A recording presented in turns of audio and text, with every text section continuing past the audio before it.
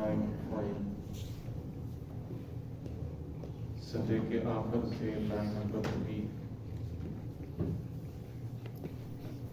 सूरह माइदा की आयत नंबर 9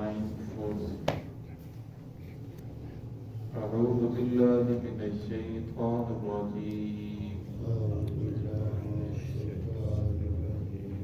बिस्मिल्लाहिर रहमानिर रहीम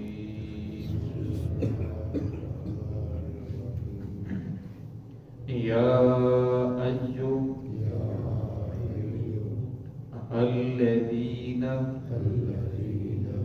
आमनू ला तक़तुलुस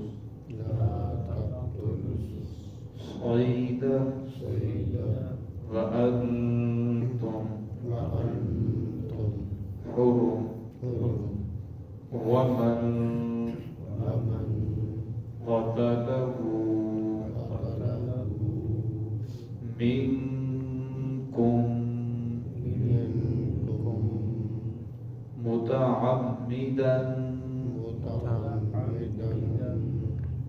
फजज़ाउन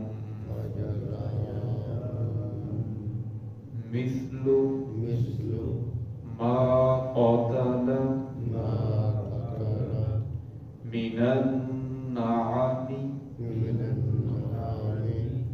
यहकुमु बिही ज़वा अदलिन मिनकुम हदियन बालिग़ल कअबति औ कफ़ारतुन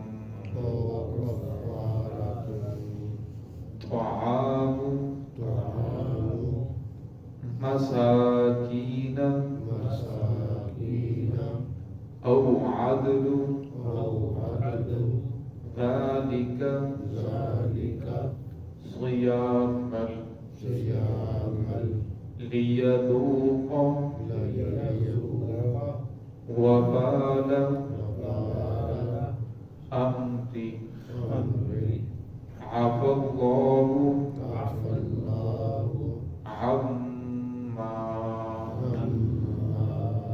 सलफ़ वमन आद फयंतक़िमुल्लाहु मिन्हु वल्लाहु अज़ीज़ुन ज़ुन्तिक़ाम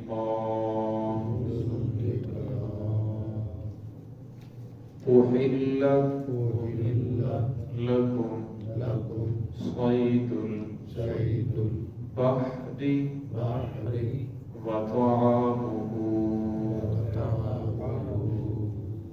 मताअन लकुम व लिस्सय्यारा व हुर्रिम अलैकुम सयदुल बर्रि मा दुमतुम हुरुमा वत्तक़ुल्लाह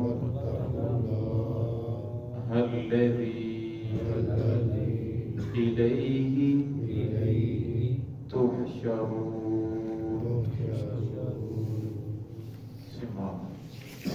बिस्मिल्लाहिर्रहमानिर्रहीम या अय्युहल्लज़ीना आमनू ला तक़तुलुस सय्दा वअन्तुम हुरुम वमन क़तलहु मिनकुम मुतअम्मिदन फजज़ाउन मिस्लु मा क़तल मिनन नअमी यहकुमु बिही ज़वा अदलिन मिनकुम हदियन बालिग़ल कअबति औ कफ़ारतुन طعام مساكين أو عدل ذلك صياما ليذوق وبال أمره عفى الله عما سلف ومن عاد فينتقم الله منه والله عزيز ذو انتقام. أحل لكم صيد البحر وطعامه متاعا لكم وللسيارة وحرم عليكم صيد البر ما دمتم حرما واتقوا الله الذي إليه تحشرون. یا ایھا الذین آمنوا، اے ایمان والو، لا تقتلوا الصید، نہ قتل کرو شکار کو، وانتم حرم، جس وقت تم احرام کی حالت میں ہو،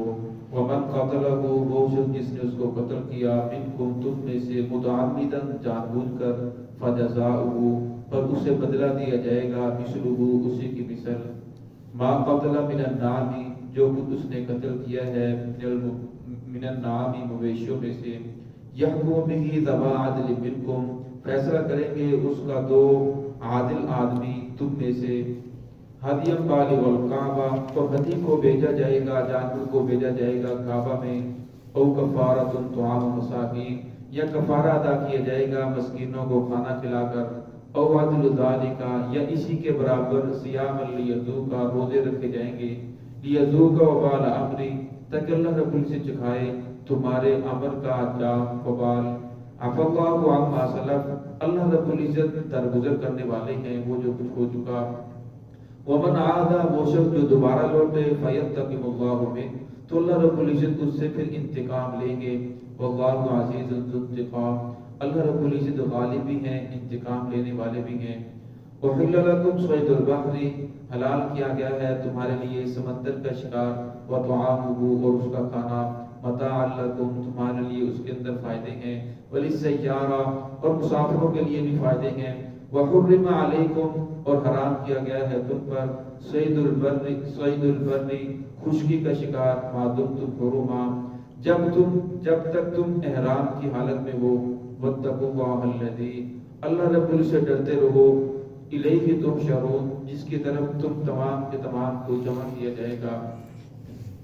گزشتہ آیات کے اندر اللہ رب العزت نے فرمایا کہ میں ایمان والوں کو آزماتا ہوں، ایمان والوں کی آزمائش کرتا ہوں، جو ایمان کا دعویٰ کرے پھر اللہ رب العزت اس کے اوپر آزمائشیں بھی لے کر آتے ہیں، کیا یہ بندہ گناہ سے بچتا ہے یا نہیں، کیا یہ بندہ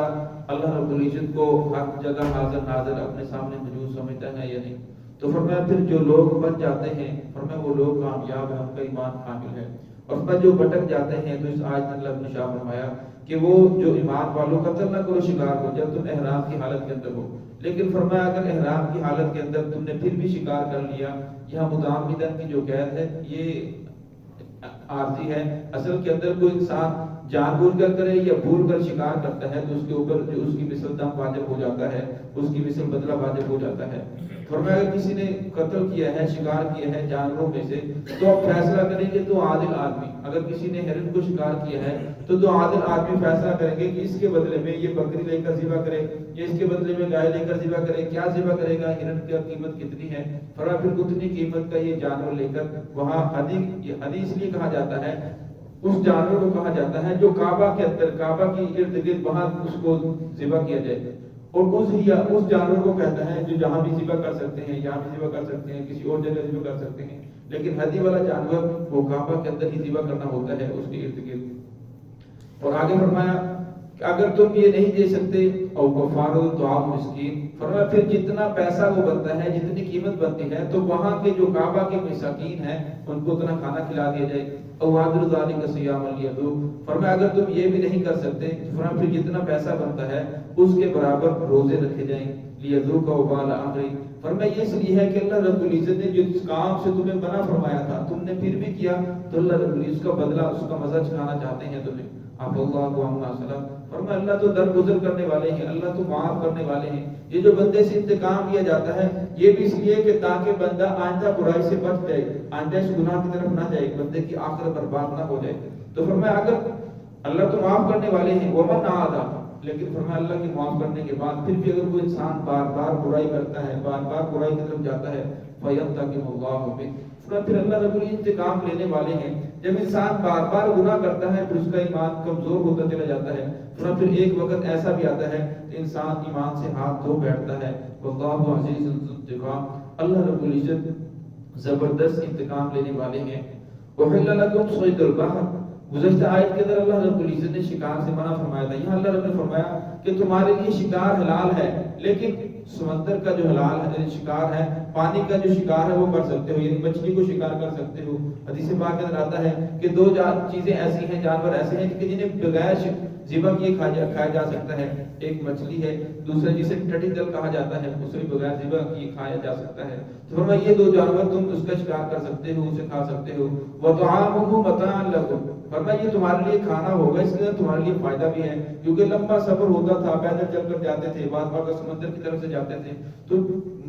کئی ماہ لگ جاتے تھے وہاں پہنچتے ہوئے، تو اس لیے فرمایا وَلِلسَّيَّارَةِ، مسافروں کے لیے فائدہ ہے، مسافر مچھلی کو بھون کر اپنے ساتھ رکھ لیتے، کئی دن اسی کو کھاتے رہتے تھے۔ وَحُرِّمَ عَلَيْكُمْ صَيْدُ الْبَرِّ، فرمایا حرام کیا گیا ہے تمہارے لیے خشکی کا شکار، زمین کے اوپر جتنے بھی شکار ہیں وہ تمہارے لیے حرام کر دیے گئے ہیں۔ کب تک؟ ما دمتم حرما، جب تک تم احرام کی حالت کے اندر ہو، احرام کی حالت سے نکل جاؤ تو پھر تم شکار کر سکتے ہو۔ فرمایا محرم احرام کی حالت کے اندر شکار کیے ہوئے جانور کو وہ ذبح بھی کرے گا تو وہ ذبح حلال نہیں ہوگا بلکہ وہ حرام ہی ہوگا۔ اگر کوئی گھریلو جانور ہے، مرغی ہے، کوئی اور چیز گھریلو جانور ہے تو اسے ذبح کر سکتے ہیں۔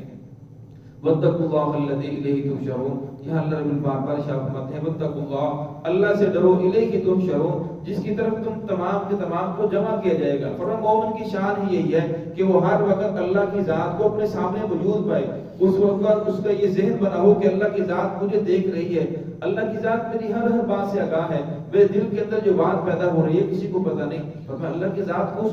کو بھی معلوم ہے، انہ علیم بذات الصدور، اللہ تو فرمایا دلوں کے بید کو جاننے والے ہیں۔ فرمایا اس دن سے ڈرو جس دن تم تمام کے تمام کو جمع کیے جاؤ گے۔ فرمایا اگر کسی انسان کا جج کے پاس فیصلہ پیش ہو جائے، اب اسے پتہ چلو کہ آج میرے بارے میں یہ فیصلہ ہوگا کہ مجھے سزائے موت بھی ہو سکتی ہے اور میری جان بھی چھوٹ سکتی ہے، اور پھر میں جج اسے 2-3 دن مؤخر کر دیتا ہے کہ میں 2-3 دن کے بعد فیصلہ کروں گا، پر میں اسے بھوک نہیں لگتی، اسے نیند نہیں آتی کہ نہ جانے میرے بارے میں جج کیا فیصلہ کرے گا، شاید میری سے مجھے سزائے موت ہو جائے، شاید میری جان چھوٹ جائے۔ حالانکہ وہ بھی انسان ہے اور یہ بھی انسان ہے، اس کے سامنے وہ جھوٹ بھی بول سکتا ہے، اس کے سامنے جھوٹی گواہی بھی دے سکتا ہے، اس کو دھوکہ بھی دیا جا سکتا ہے، اس کو رشوت بھی دی جا سکتی ہے، اس کو کئی انسان اس کے سامنے حق میں بڑھ سکتا ہے، لیکن اللہ رب العزت تو حکم الحاکمین ہے، اس کے سامنے جھوٹ نہیں بولا جائے گا، اس کے سامنے رشوت نہیں چلے گی، اس کے سامنے سفارش نہیں چلے گی، فرمایا اس کے سامنے تو وہی چلے گا جو انسان نے نیک عمل یا بد عمل کیا ہوا ہوگا، اس کا انسان کو بدلہ دیا جائے گا۔ اسی لیے اللہ رب العزت بار بار بندوں کو جھنجھوڑتے ہیں، اس دن سے ڈرو جس دن تم تمام کے تمام کو جمع کیا جائے گا، پھر تمہیں بدلہ دیا جائے گا۔ اللہ رب العزت ہم سب کو اس سے محفوظ فرمائے، صراط المستقیم پہ چلنے کی توفیق عطا فرمائے۔